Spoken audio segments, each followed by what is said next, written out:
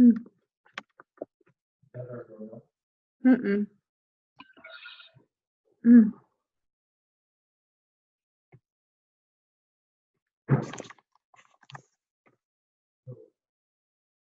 Hi, Lorraine.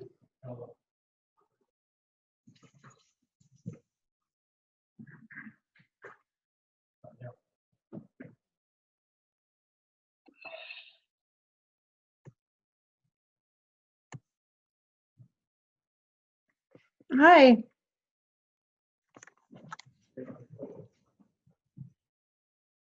Can you hear me?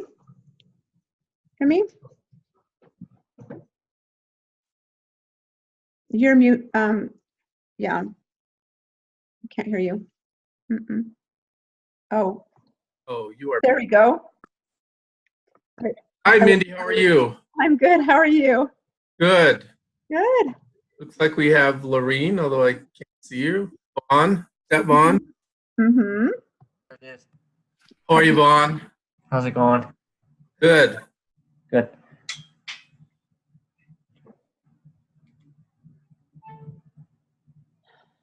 So it looks like there's three more in the group that are supposed to be joining.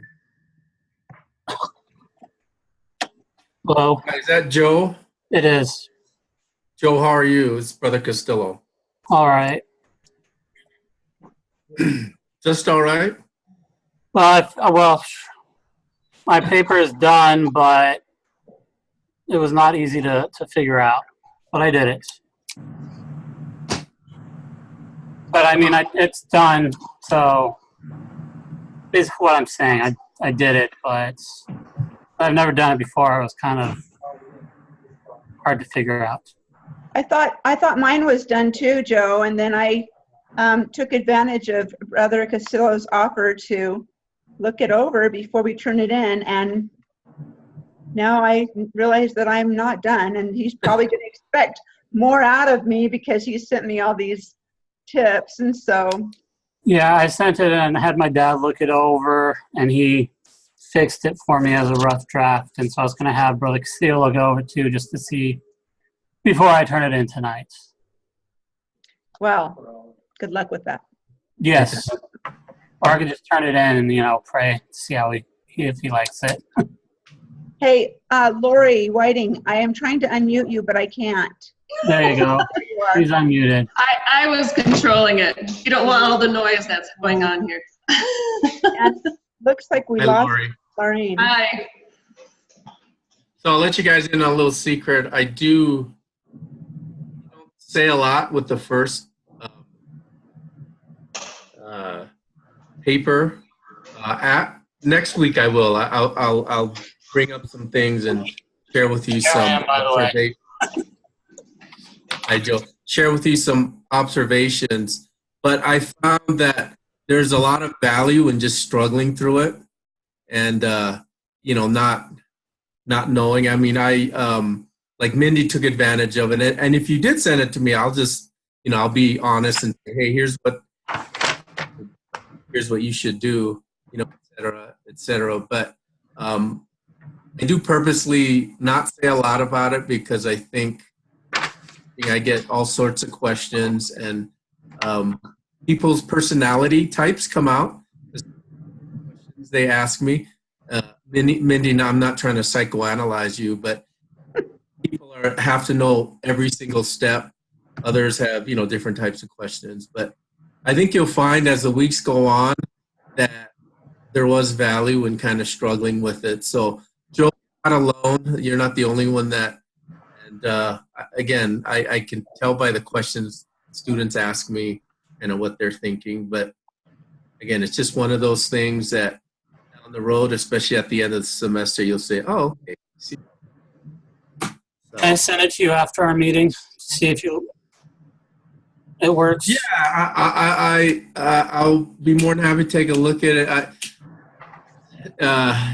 Typically, I was going to turn it in either way, but I was just had my dad look it over and fix, and we talked about it last night, and I spent 4 hours trying to make sure it sounded good too. So sure, I'll take a look at it.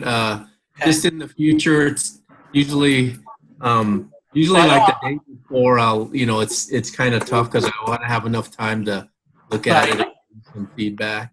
It's fine. I'll just turn it in and just have your feedback that It's way. up to you.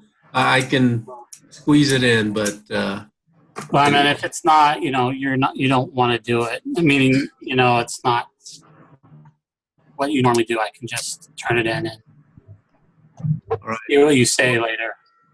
Let's go ahead and get started. So thank you, everyone.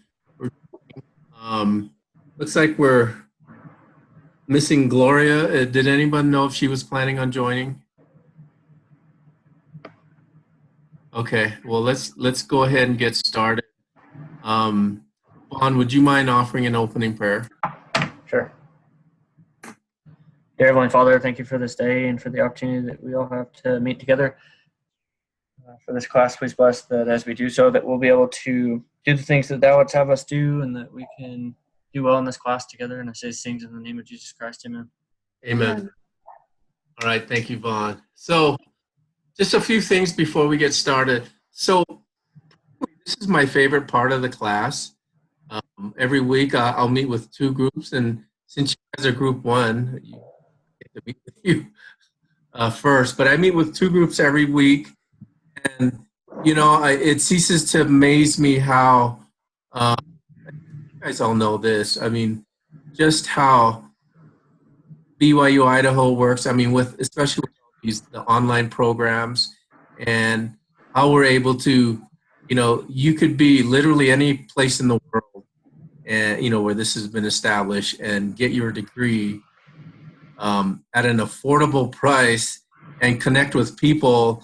Again, whether you're spread throughout the country or we have a few international students.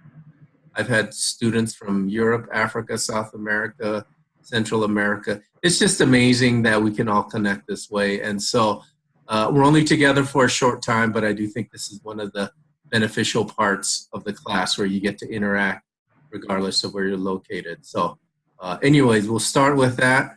All right, so the first case, and I'm sure you all had a lot of fun writing your paper, the Mary Griffin at Derby Foods. So to get started, who'd like to kind of summarize kind of what happened here in this case?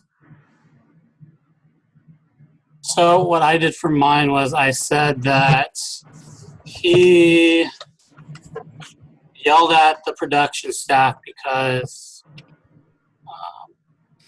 they didn't have his logo that he wanted front and center, and then he decided to go and yell at his own team before Mary stepped in and was telling him, you had great ideas before, but talk to other people before you just start berating and yelling at your own team. Okay. That's what I put. What else? Thank you, Joe. What are some other things, other facts about the case that came up?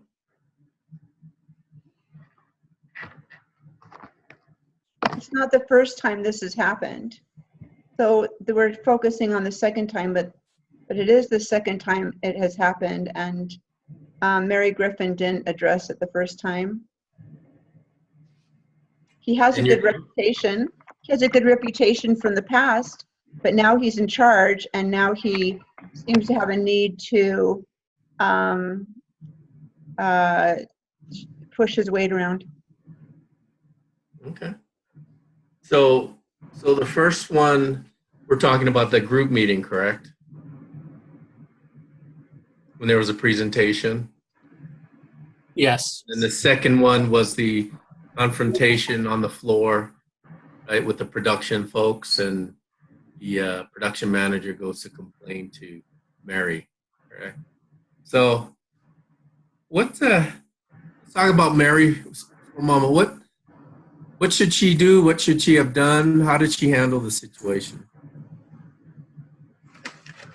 I was glad to see that she didn't just kind of bring him down in front of everybody, because that's what York was doing, and I don't think that was a good type of leader. So I was glad just to see that Mary is considering talking to him on the side and meeting with him and discussing those kinds of things of what, positive things and what things that you shouldn't do, and that she's planning on doing that. But I also liked with Mary how somebody approached her. I mean, not necessarily in a professional way, but they felt comfortable enough that they could approach her. I thought that was a good thing, but I see that she's doing, I think, a good thing, which is not just putting him down in front of everybody, but she's going to take him aside and talk to him. Okay. Should she have, so after the first example or the first situation, right, where he basically put down his group in a group meeting with others, should she have addressed it after that? Should she have done anything after that first incident? And why or why not? It seems to be uncharacteristic of him, because it said that, he hadn't done this before. I think it might have been a good time to have a very low key, maybe a little stand-up meeting and just find out, what was going on. Maybe not so much to offer feedback as just to kind of like take a pulse and just see, where were you coming from on that, and mostly just to make him aware that she's watching, maybe not offer correction that first time around.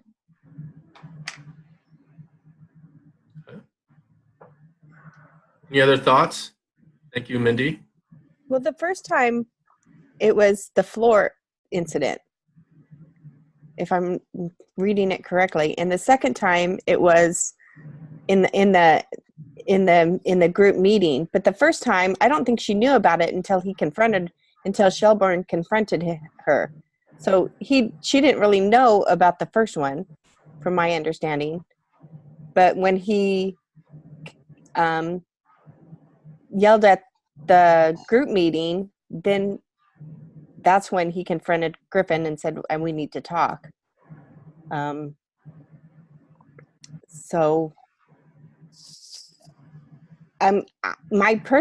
think Griffin should find out first from others if that's the situation, because she's only going by one story by him. And the way he approached her seemed like he approached her many times, because as soon as he said, I need to talk to you, she kind of cringed. So it sounds to me that he had done this before, maybe with others too.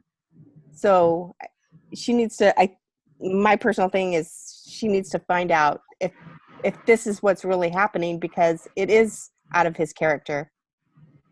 So yeah, she needs to back his story. I think that's a good thought. So, and thank you, Lorraine. You made me think, so I'm looking back at the case, and from what I'm reading, so in the case, it's only a 2-page case, right? The way they're presented, the Shelburne incident was presented first. The brand managers meeting was presented second, but it does say here Shelburne's comments. So this is when they were talking after the blow up on the floor. However, seem all too reminiscent of what Griffin had observed at the last brand review meeting. So she was there. She did observe it. Unless you guys correct me if I'm reading this wrong. I mean, I've read it so many times, I should know. But York was one of the 6 brand managers. Each month, all brand managers present a review of the respective brands to each other and to the full sales marketing team. The review had started well with York and his team presenting their ideas. So, and then the next paragraph gets into the specifics of, when he talked about the errors being made and made those demeaning comments. So, but again, the question was. So then, yes, she should have confronted it right then. But Yeah. I mean, after this situation, right after. But it's one of those things, and again, my experience has been it's not often black and white, right? I mean, it's a judgment call, and um, to after one incident. I mean, let's face it.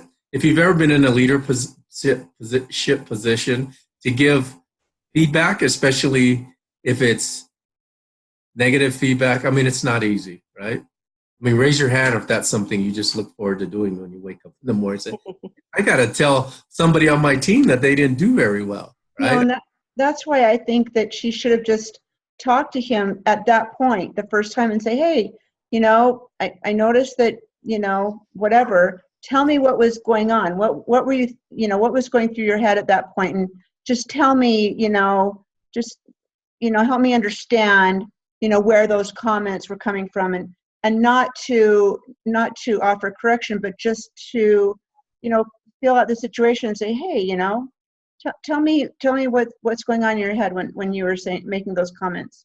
Help me understand. Yeah. And I think Mindy brings up a good point, right? And I think that kind of an approach, use some finesse, if you will, or, just some, maybe some, bring it up in such a way to maybe cushion the difficult conversation. And again, it's not easy, and it takes practice. And again, that's just been my experience. And so, and it is tough. It's a judgment call, in my opinion, that, okay, do I say something or don't I? Okay. So do you think she could have been in shock? Like, oh my gosh. And then, of course, when you're in shock, you're not even going to answer or ask a question about that. No, Lauren, I think that's a good point. I think she could have been in shock, like, whoa, but, another thing, again, my experience has been, one of the most difficult transitions is to go from a single contributor, or, someone who you kind of work on your own, you don't have anybody reporting to you. So all of a sudden you have people below you, that you have to supervise and manage, and two totally different skill sets, right? And I'm sure some of you have seen that maybe in your experience, or maybe you've experienced it yourself, but to do the actual work, or to be the versus now leading a bunch of workers or worker bees, two very different skill sets. One thing, that's come up already in this discussion as well as in the papers is what kind of training did Simon, and doesn't really say a lot, but I'm inferring that he didn't get a whole lot of training, and that and even if he did, I mean, it's pretty obvious, right, that he's new as far as being a leader or managing others, and again, I don't know what you guys think about that. I agreed with you. I put that he went from just the production manager to like over everybody, and so I don't think he had the experience that comes with managing other people. I think he was just doing stuff his way, and then he had to then tell everybody else, this is how I want it done. And I think he set too high of an expectation for his group because he was at a certain level that he wanted it to be at. So that's what I thought. Okay. You're talking about soft skills. You're talking about, emotional IQ and soft skills, and those types of things are not very often trained. Generally, the person in a leadership position kind of either has it or you don't. Not saying that you can't train it, but for him, he needs some direction. He needs some guidance. And as far as the previous comment about Mary being in shock, yes, I definitely think that could be, but she's vice president. She can't afford to let a situation like that go by because there's HR issues involved, and she's in charge. She's got to make sure that she's, you know, keeping everything where it needs to be and not letting these things go. Vaughn, I think you were making a comment. Yeah, I was mentioning that even though like it mentioned a lot of good things, I mean, there's like a whole paragraph devoted to all the good things that he had done in his past. And so when people are in a new position, it's sometimes different, and so it's just something that he'll have to learn as he goes. And I think quite often, like even in my career, if I've done something wrong and someone spoke to me once about it, then I've been able to make that correction. So I feel like after he's spoken to, he'll be able to use that positive criticism to help him, and he can be a really strong leader in the future. Mm-hmm. Yeah, no, I think that's a great point, you know, that Vaughn makes. And you know, there's when we're talking about going back to what Mindy's saying, you know, if someone's having issues, let's say they're having performance issues. I don't know if you guys have heard this saying, but it's often one of two things, and they're two words that rhyme. And the one word is will, and the other word is skill. And so, you know, often the question is, if someone's struggling, is it a question of their will or their willingness or drive or determination to do a good job? Or is it a question of skill? You know, do they have the abilities, the skills, the knowledge to do their job? And so often, but not always, but often, if someone has a skill, but you know they're struggling with the will, that can be worked on. You know, like Vaughn said, you know, coaching them or giving them feedback, saying, "Hey, you know, I saw you did this. You know, what would you do differently, and you know how would you correct it?" If it's a skill issue, that's a little different matter, right? I mean, that basically you're saying, okay, well, they don't have the skill, so in my mind, that's kind of that would be a job fit issue, right? That would mean that maybe they're not fit for this job. But it appears to me that, and you guys can tell me what you think, that Simon York, it's not necessarily a skill issue. I mean, it partly could if he needs to develop more leadership skills. But, you know, that, you know, he most likely probably has that skill. And then, you know, hopefully he'd be willing to change. But, I mean, what do you guys think? Does he have a will issue, a skill issue, or something in between? What do you guys think? I think a lot of people mentioned how he, you know, and you even said he probably hasn't been trained very much as a manager, you know, because you look at that very last paragraph where he's now, you know, thinking, how can I make the best of this meeting that she wants to have with me? And so he's, you know, thinking, I think, in a good way, how we can make this a positive meeting and how this can benefit our company and things like that, where, you know, she wants to come in and kind of, you know, be directing and teaching and guiding and a slight reprimand perhaps. But I think skill, I think he's got it as far as the knowledge of the company and that kind of importance, but it's just that training that he needs for a manager is kind of my thoughts on skill. Yeah.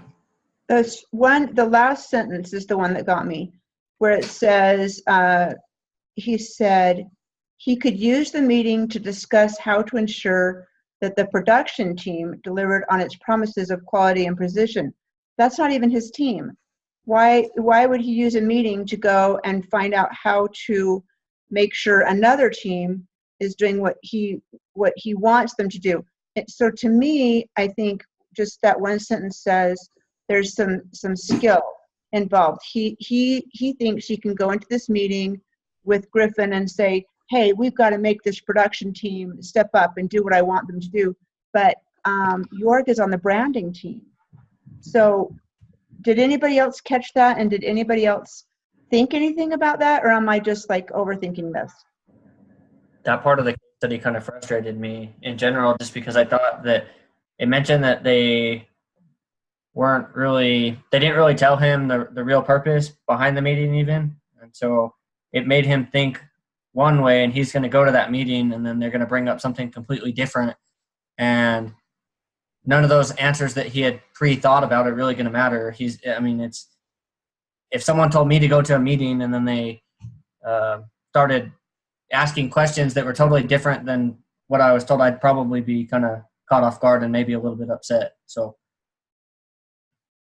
let's talk about that for a minute. And Mindy, I don't want to. I'm not trying to ignore your question, but I think Vaughn brings up a really good point. Is that okay? So there's an issue. Clearly, there's an issue needs to be discussed with Simon. Meeting is set up, right, and her admin or assistant sets it up, right? But it's clear. Well, it's clear that it's unclear to Simon what the purpose of the meeting. So let's talk about Mary. And what do you guys think about and how she's, first of all, how she's, excuse me, approaching this meeting kind of specifically, but then in general, how she's, planning on addressing these issues with Simon. She was really misleading, and because it even says, what in that last paragraph, what she was going to be talking to him about, and so that was true. She was very, very misleading. But how do you think? You're the vice president, so you should be able to go in directly. But how do you think she should have, approached that? Okay, Simon, I want to have a meeting with you about, perhaps training or perhaps managerial skills or something like that. I just wonder, how else she should have approached it in a direct but a positive way. No, that's a great question, Lori. And I have a thought, but before that, I want to hear what you guys think. How would you guys have addressed it? I'm assuming you wouldn't have addressed it the way she did. Well, and I'm not saying what she should or shouldn't have done, but if she had told him, I need to talk to you about your behavior at the meeting, she's setting him up, and he is more likely to come in, in a very defensive manner. I think that's probably like the way it is. I think he would, anybody would come in on the defense. So I'm not saying what she should have done, but I think that's what probably would have happened if she had addressed it straight on and saying, you're going to come in, we're going to talk about your behavior at the meeting. Any other thoughts? Go ahead, Vaughn. One of the methods, so like I own a construction company, and so I had some workers who work for me, and so sometimes one of the methods that I use when I see behavior that I don't necessarily that needs to be addressed, I'll pull them aside one-on-one and I'll say, hey, you're doing great, but let's talk about this and let's perfect that skill. That way on the next job you can do better at it. And so usually if I say something, if I have to be direct and kind of stern with someone, I can always back that up with something positive afterwards. So, and then they don't come off quite as defensive usually. Good. No, I like that. Any other? One, I like what Vaughn said and kind of related to that. Probably, it doesn't have to necessarily be like right after an incident, but it shouldn't. I wouldn't let it go for longer than a day or so. But I would probably what I would recommend is instead of formally setting up a meeting at a certain time, I would just like pick up the phone and say, hey, Simon, do you have a few minutes? Can can we talk right now, or can we talk like in 10 minutes?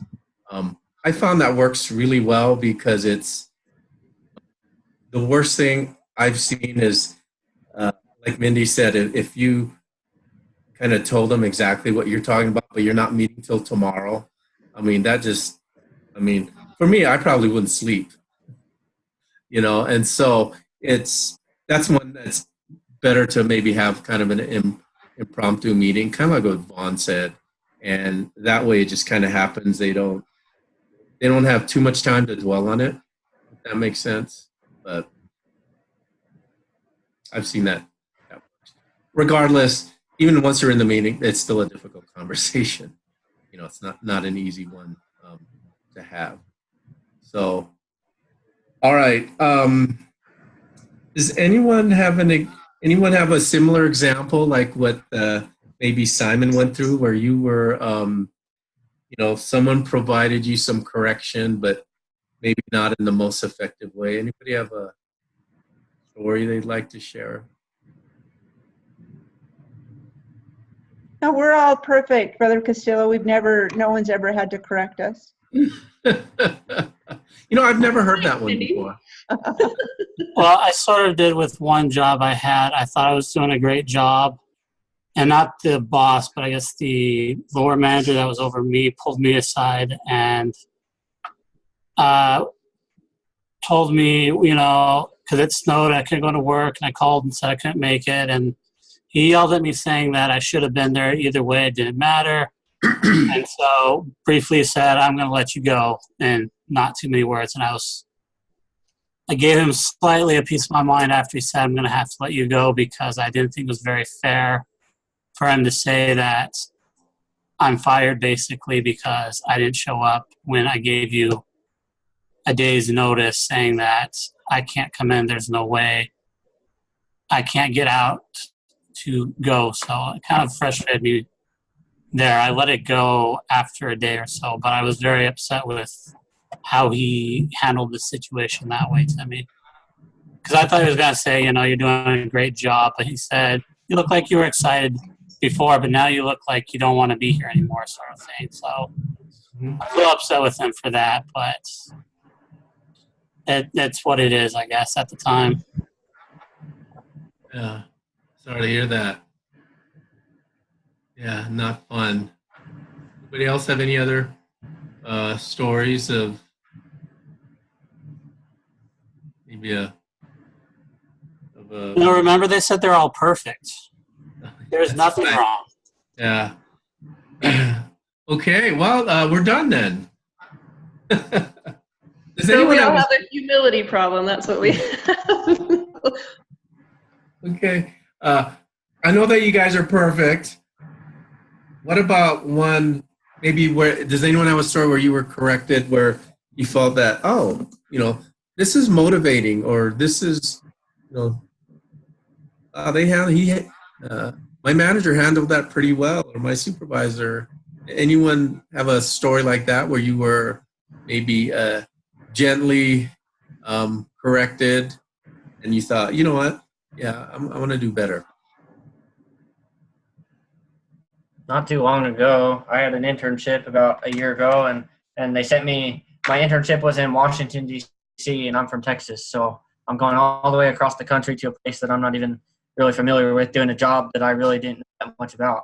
And it was evident to me that my boss was kind of testing me. He wasn't very active in my daily schedule, and he was letting me go off and me solve problems on my own. And so in some of those cases, when I didn't have the assistance, I knew I was messing up. And when he would see me mess up, then he would step in and gently correct me. And so that kind of helped me by him not babying me the whole time and letting me go out and experience things on my own and make some mistakes. I was able to learn a great deal from that.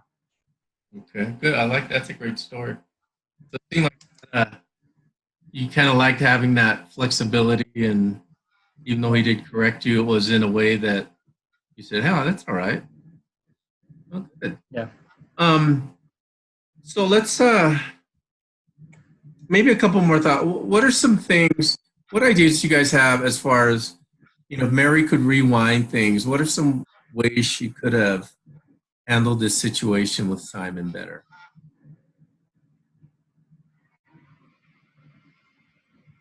I do agree that she should have pulled him aside after that first meeting and said, Okay.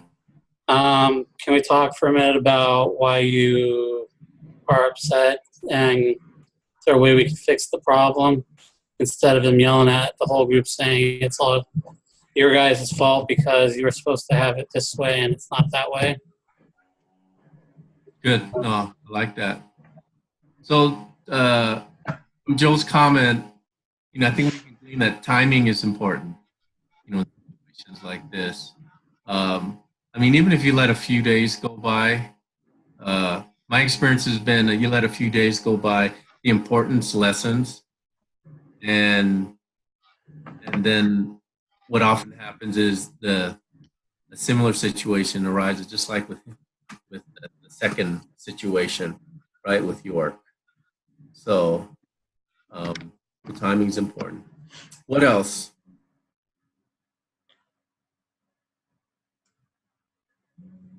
She could have had him training, doing some kind of training, at least for managerial type of training that he obviously needed, in my opinion. Okay, good. Yeah, we mentioned that several times, right? Some kind of training. So let's talk about that. So training.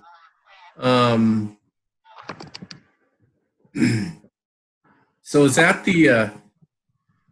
is that the silver bullet? Is that going to solve it?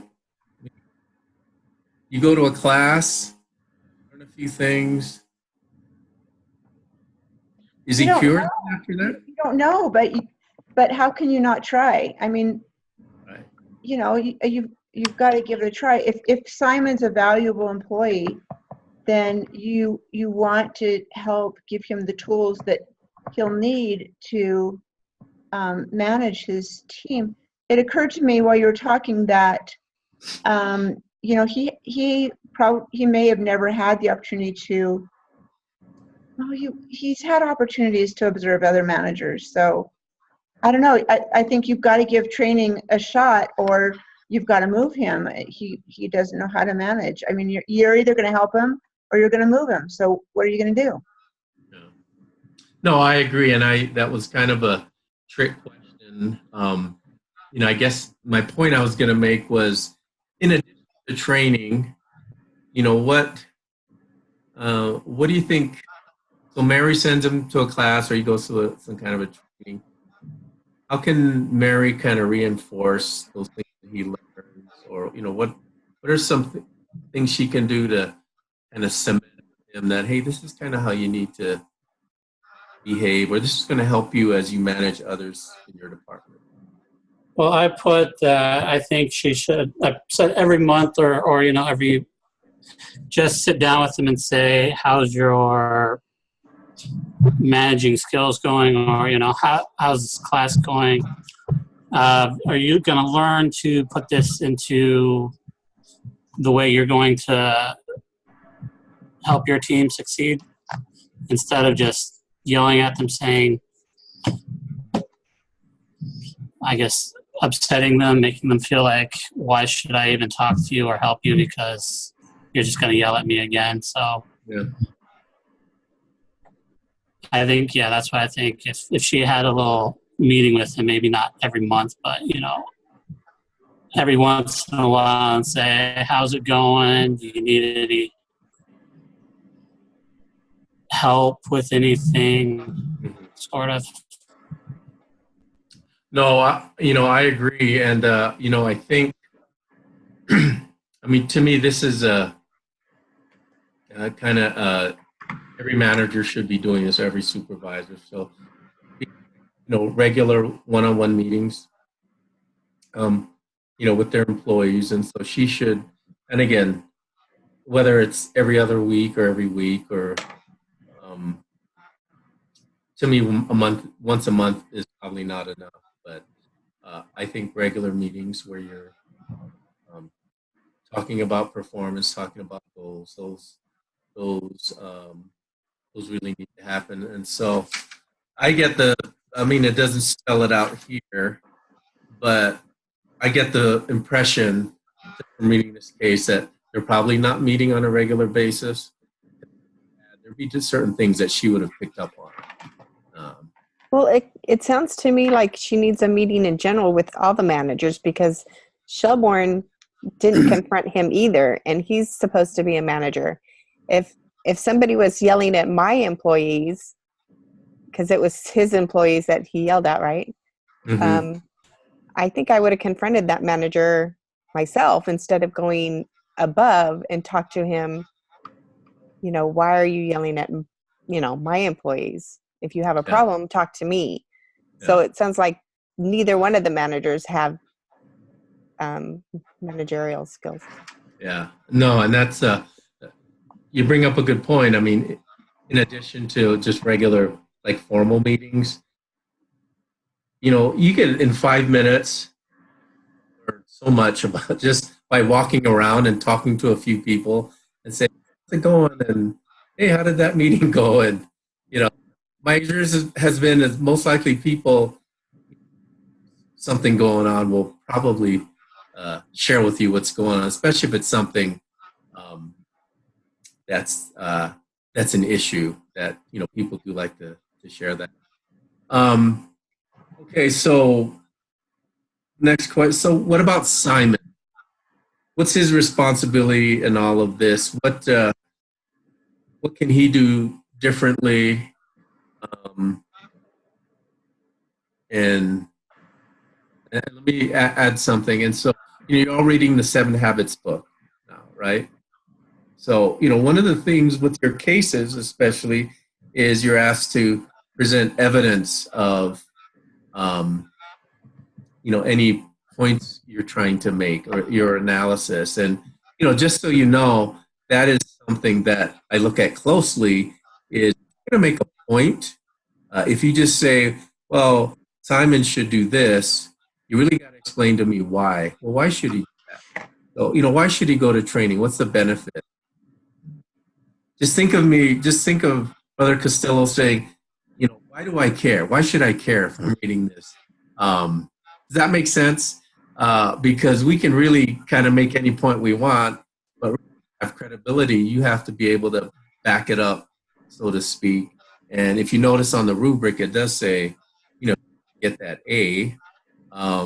You have to kind of go above and beyond and say, well, this is what I would recommend, and here's why it would make a difference.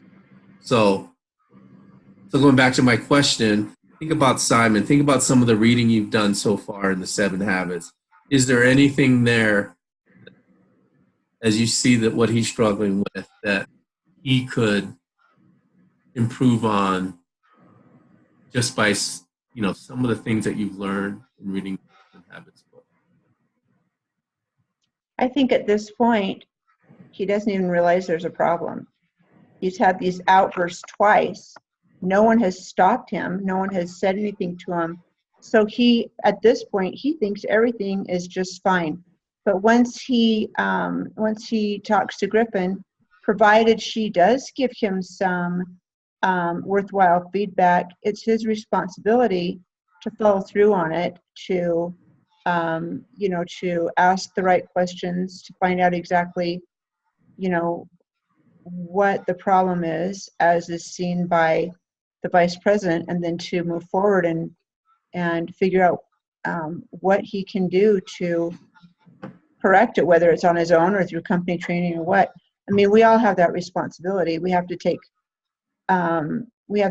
accountability for our own actions. And so basically that's what he needs to do. He needs to be accountable.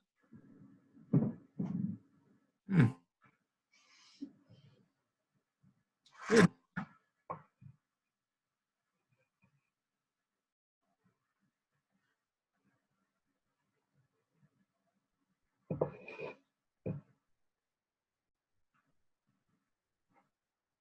One of the things that I think in the book it talks about is listening to our language, and how he needs to do that. He needs to hear himself.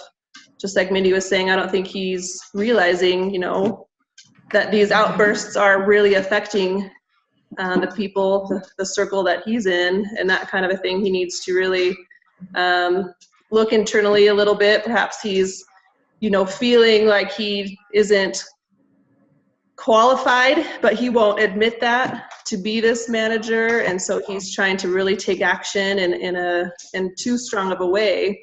But he really needs to pay attention to his language and how it's affecting those around him. Mm-hmm. Yeah, so that's a great point, Laura. And both you and Mindy have talked about Simon's self-awareness. And there are studies out there, and it sounds pretty obvious, but one of the qualities or behaviors of an effective leader is self-awareness, and just being aware of what I do well, what I don't do well. Again, somebody mentioned humility. I think that definitely ties in here. So if someone has humility, they're going to say, you know what, I don't know everything. I may not be perfect like you guys, but I do know that something I need to work on. And so, yeah, so to this point, from what we can get from the case, Simon, isn't exactly aware, especially with some of his behaviors, whether in this group meeting or how he treated the production folks on the floor. So is that Mary's? Is that part of her job, is to understand that? Well, maybe he's not as self-aware as he could be, and help him in that area. What's kind of her role in this? Sorry, my other thought was, in the book I was reading, was about keeping your mind open, I guess. I think you should, listen to what people have to say instead of just assume that he knows everything. He's too proud of himself and cocky and like, I know this. I don't need, you to tell me that I'm doing this wrong, sort of thing. I think he should have an open mind and listen to what people have to tell him instead of just, I know it all, you do it my way, I'm pushing my weight around, sort of. Good. Okay. All right. Well, any other thoughts anyone has about this case, maybe that we haven't covered yet or covered already? Again, we've talked about a number of things. We've talked about, on Mary's part, timely feedback, coaching him appropriately, getting him some training, meeting him regularly, giving him feedback. Simon's and, being more self-aware, right? And again, kind of like what Vaughn does. If there's anything I've learned, we all have things that we do well, right? And there's all things that we don't do as well. Although, I guess this group is perfect, as you said, so you're the exception. Yeah, I mean, I can only think of one person that was perfect. So on Simon's end, being self-aware, and anything you guys can think of that maybe we haven't talked about. Those are kind of the big ones so far. Any other things maybe we've left out?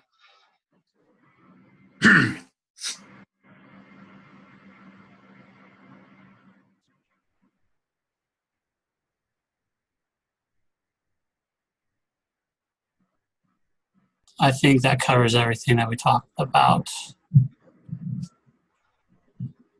That was part of the write-up. I think we discussed a lot of it. So, well, to close, you'll find out I'll always close our meetings this way. One of the nice things about this class, I believe, is there's a lot of excuse me, there's a lot of gospel or spiritual applications to the different concepts we learn in this class. So, what are some gospel principles or things that from this case that you can apply to the gospel or to our spiritual learning?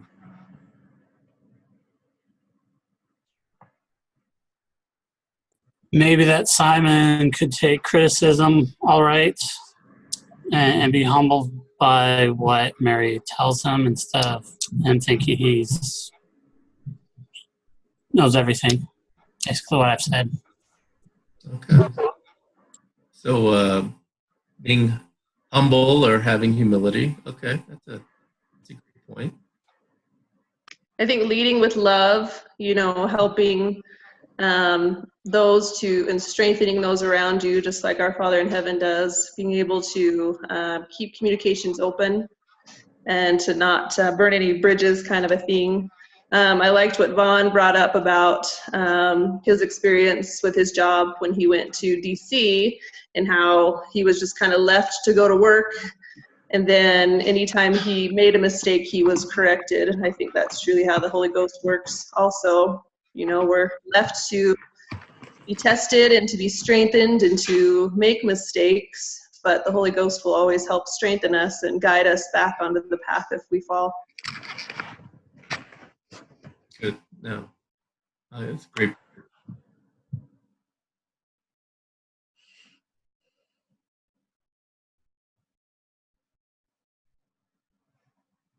Maybe respect, that we need to treat each other with kindness and respect all the time. There are consequences if we don't. Good. Respect. Okay.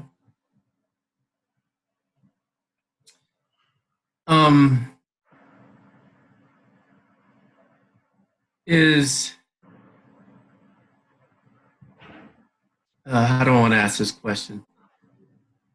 So where we work, different roles, right? I think most of you work. You're definitely all going to school. You have families or friends, or you have commitments. Obviously, we have our commitments within the church. But this is talk about work. So I just don't want this to come off as a trick question, but is how we are at work and how we conduct ourselves, is it going to be the same how we conduct ourselves with our family or on Sunday? Is it the same or different, or can we be one way at work and our families are different, at church or a social organization? I think your core values are going to be the same. We all have certain core values as far as integrity and honesty and work ethics, whether at home or church or work or wherever. I think our core values have to be the same because that's who we are. And if our core values change from situation to situation, then that's not who we are. We're not being consistent with anything. But I think, I have a few children, and my relationship with each child is different, and we enjoy different things together. We relate together differently. With every child, it's slightly different, and so I think that the relationships that we have between work, church, home, with one group or one person, I'm going to laugh more, and with another one, I'm going to be more serious, and that type of thing. So I think that's going to change just depending on who you're with. But I think the core values are what we have to look at, and that's what has to be consistent. Good. Okay. What does everybody think about what Mindy just said?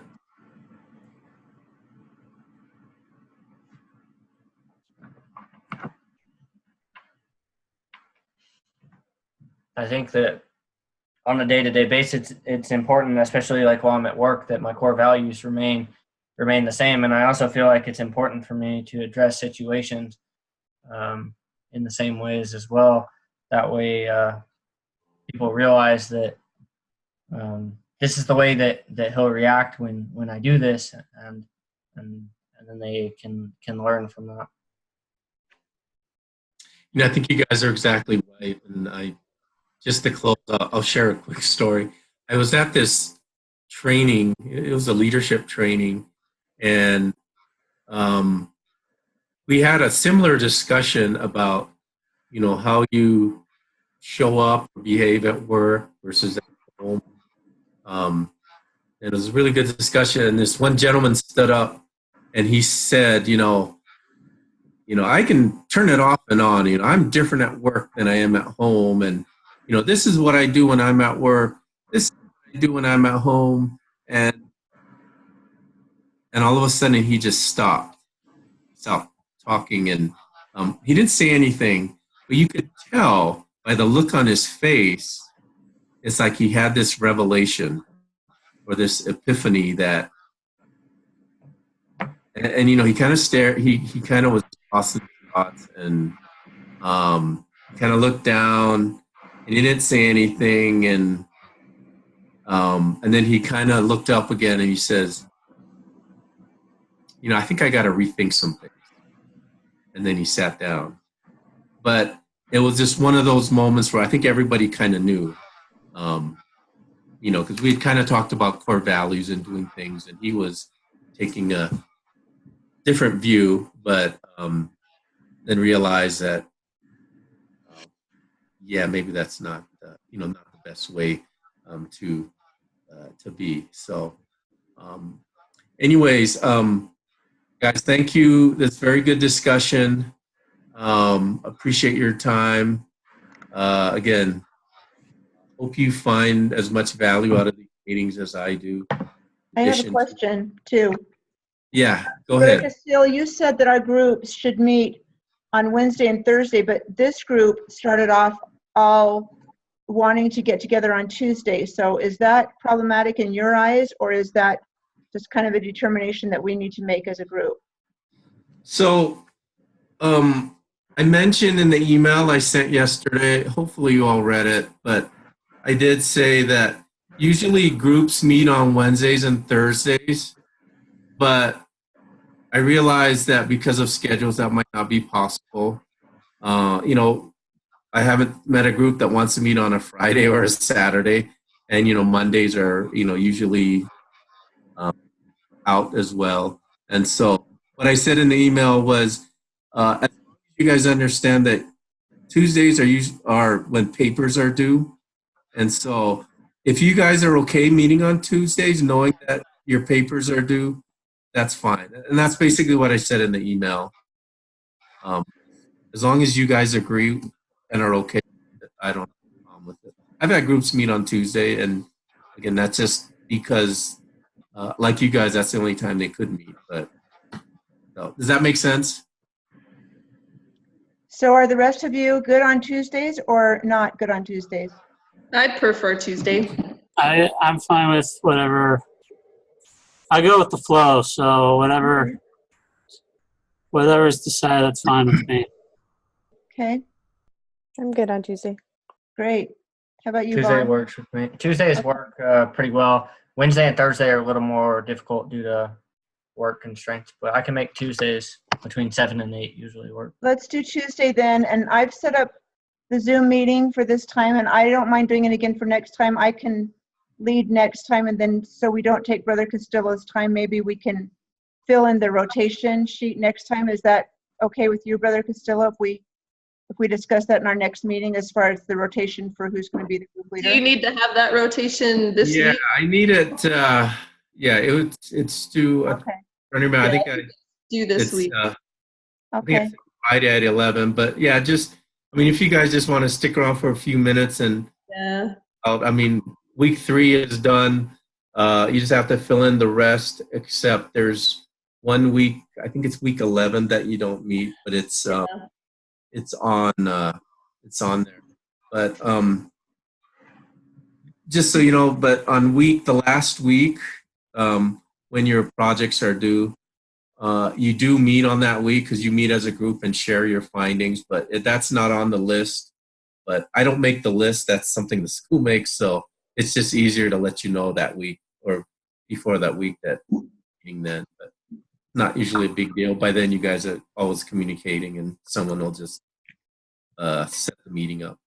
And are you okay with us using Zoom and not Google Hangouts? And do we Yeah, need and so that's, again, that's something if you notice in the class itself, it does say to use Hangouts, but I did try to make the point that I prefer that we use Zoom because my experience is Zoom has a lot less technical issues than Hangouts does.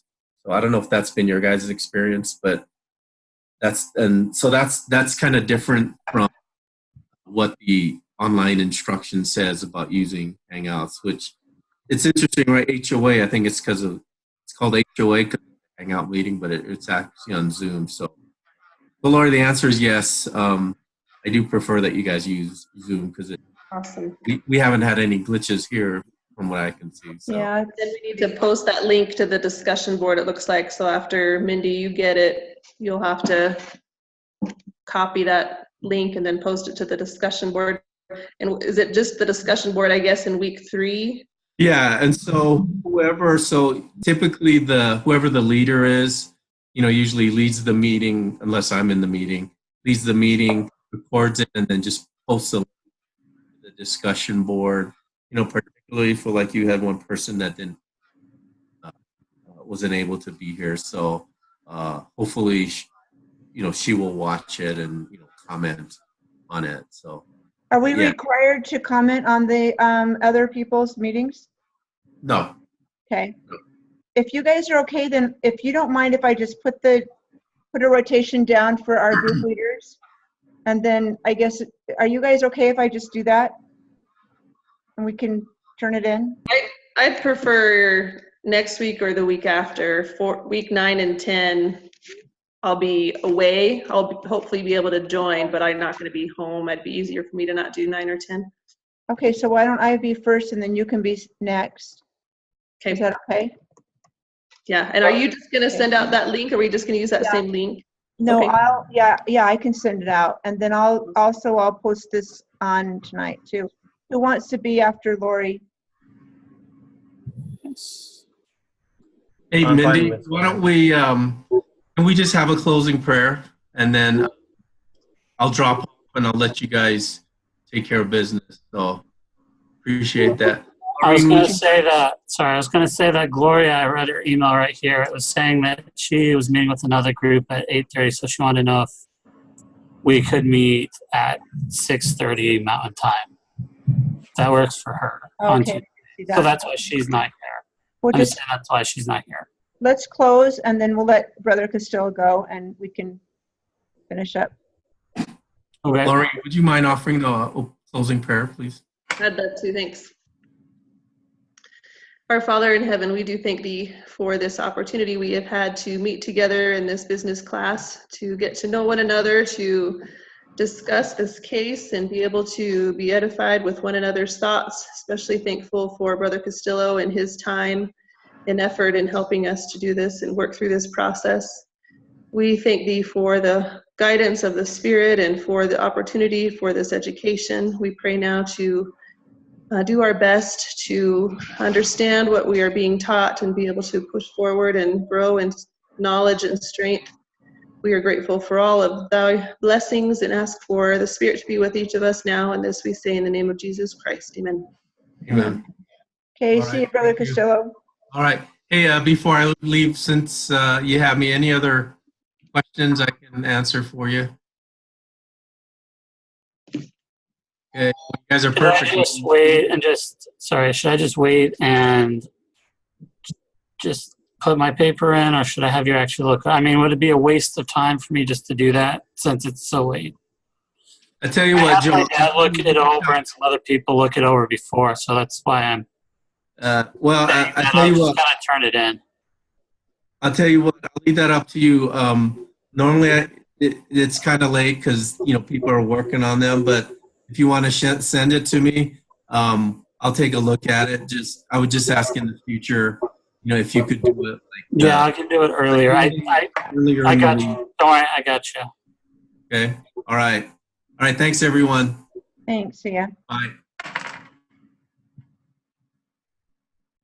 Okay, all right, so you guys, as far as this rotation goes, I've got me and then Lori, and then does anybody care what order you're in next?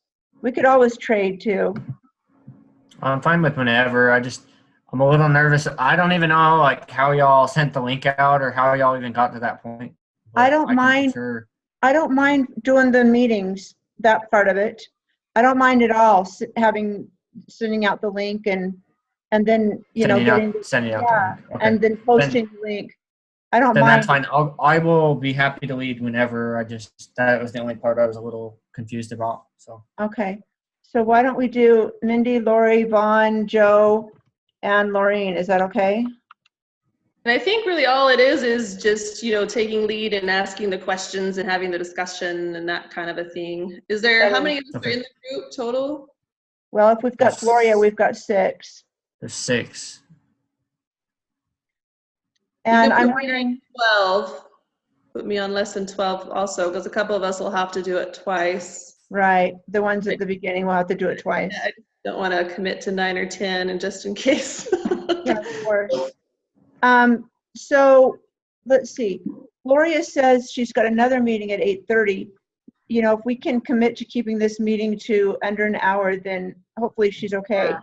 I think we shouldn't have to go more than an hour. Yeah, I think it'll be quicker next time. I'm sure once we organize it, we can probably get it done. Hopefully. I think we could have gotten a lot faster through this meeting, but it was good to just have a first meeting that was real detailed, Yeah, I'm looking 10, 15 minutes tops. Yeah. Mindy, I'm liking you more and more. No, that's great. I mean, it's clear cut. That's perfect because this is like gym time normally. So no, I seriously, I was thinking, and I was thinking this while we were our meeting. I thought, okay, if Brother Castillo cuts this meeting off at all for 1 hour, then he's going to think that we think it's okay. So he's going to take this right to an hour. I know it. So. Do you want to stop recording? Oh. You're recording still, so. He's not going to watch, but if he does, we're grateful for you. All right. Yeah, we're good. All right, you guys, then we'll plan on this, and I'll get this rotation going, and I'll send it all to you, but I'll also turn it in, okay? And real quick, Gloria, did she mention that was Mountain Time? That she was meeting at 8:30? Does anyone have that? Mountain Time. I'm sure it's Mountain Time to her if she's. So hopefully 7 to 8 will work for her. 8 at the latest. Are you guys all she in just Mountain said Time? maybe 6:30 as the earliest, 6:30 p.m. But I don't know if that's Mountain or Pacific time. Where is everybody? I'm Mountain. Pacific. I'm Pacific. I'm in Mountain. I'm in Rexburg, Idaho. It's horrible. I'm Arizona, so I'm currently Mountain, but the other half of the year I'm Pacific. You guys are fickle. Okay. All right. So where are you guys at? What cities? I'm in Centerville, north of Salt Lake City. Good. Yeah. All right. Let's call it good then. All right. Is everybody good? Okay. Thanks. Yep. Okay. Well, and we'll see you Tuesday at 7. Okay. Sounds good. Thanks, guys. Thank you guys. Thank you. Bye. Bye. Bye.